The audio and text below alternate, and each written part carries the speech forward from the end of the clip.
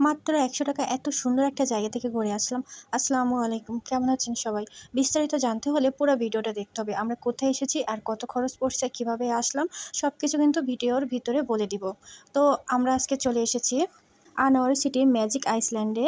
এখানে আমাদের ঢুকতে মানে এন্ট্রি করতে ১০০ টাকা লাগছে, আর ওয়াটার পার্কে যাওয়ার জন্য কিন্তু এক্সট্রা ৫০০ টাকা দিয়ে টিকিট করা লাগছে। তো আমরা এখানে মূলত ৩০০ টাকা বাঁশ খেয়েছি। বাঁশ খেয়েছি বলতে আমরা যদি প্রথমেই বলতাম যে আমরা ওয়াটার পার্কে যাব, তাহলে আমাদের ১০০ টাকা দিয়ে এই টিকিটটা কাটা লাগতো না। তো যারা মূলত বিকালের দিকে ঘুরতে আসে তারা ১০০ টাকা দিয়ে এই পার্কে ঢোকে, আর ওয়াটার পার্কে যায় না। তো এই জন্য আলাদা আলাদা টিকিটের ব্যবস্থা করা হয়েছে। এর ভিতরে যে প্রাণীগুলো আছে এগুলো কিন্তু দেখতে মনে হচ্ছে একদম জীবন্ত। মুখ নাড়াচ্ছে, চোখ নাড়াচ্ছে, লেজ নাড়াচ্ছে। আমি তো দেখে পুরা মানে প্রথম ভয় পেয়ে গেছিলাম যে হঠাৎ সামনে গেছি আর দেখতেছি নড়ে উঠছে, তো ভয় পেয়ে গেছিলাম। আমি এই ডাইনোসরের লেজটা ধরার চেষ্টা করতেছিলাম কিন্তু পারতেছিলাম না। আর এগুলো যেহেতু নড়তেছে আর আওয়াজ করতেছিল মুখ দিয়ে অনেক, তো তারিফ অনেক ভয় পাচ্ছিল, কান্না করতেছিল, ওর ভালো লাগতেছিল না। তবে একটু পরে ঠিক হয়ে গেছিলো, আস্তে আস্তে ঠিক হয়ে গেছিলো যখন ও বুঝতে পারছে যে এগুলো সব নকল, একটা আসল না। তো তখন আর কান্না করতেছিল না। এখানে কিন্তু অনেক ফুল গাছ আছে, ফুলে ফুলে চারিদিকে সাজানো। আমার অনেক ভালো লাগছিল ভিতরে এসে। তো ওয়াটার পার্কে ঢোকার জন্য আমাদের ৩ জনের ৩টা ব্যাচ দিয়েছে, তারিফের জন্য কোনো টিকিট লাগেনি। এবার আমরা ওয়াটার পার্কের ভিতরে চলে আসলাম। আর ওয়াটার পার্কের ভিতরে আমার এসে এত ভালো লাগছে, আল্লাহ মনে হচ্ছিল আল্লাহ কখন ভিজতে যাব, কখন চেঞ্জ করব, কখন ভিজতে যাব। তো ভিজতে যাওয়ার আগেও অনেক কিছু করা লাগে, অনেক কিছু করা লাগে বলতে আমাদের ব্যাগ, জামাকাপড় এগুলো লকারে রাখতে হয়েছিল। আর লকারে রাখার জন্য আমাদের মানে ২০০ টাকা জমা নিয়েছিল, তার থেকে ওরা ১০০ টাকা করে রাখছিল, পরে আবার ১০০ টাকা ফেরত দিয়েছিল। তো ওখানে লকার সিস্টেম আছে, আপনার জিনিসপত্রগুলো আপনি নিরাপদে রাখতে পারবেন, কোনো সমস্যা নাই।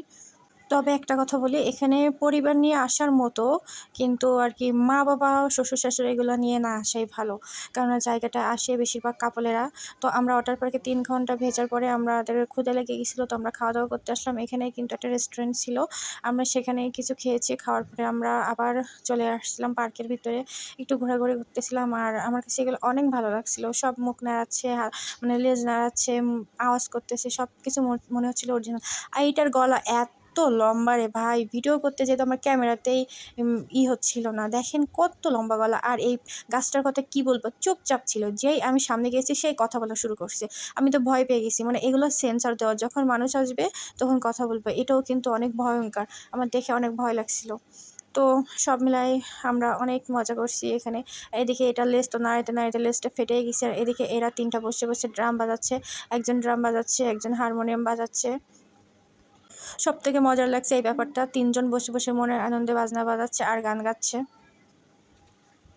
আপনাদের কাছে জায়গাটা কেমন লাগছে সেটাও কিন্তু অবশ্যই কমেন্ট করে জানাবেন। আর যদি ভিডিওটা ভালো লাগে অবশ্যই শেয়ার করে দিবেন। আর এদিকে ভাল্লুক বাবা হাত দিয়ে দিয়ে বলে, ডেকে ডেকে বলে, "আয়, আয় আমার কাছে আয়, আমি তোদেরকে খেয়ে ফেলবো।"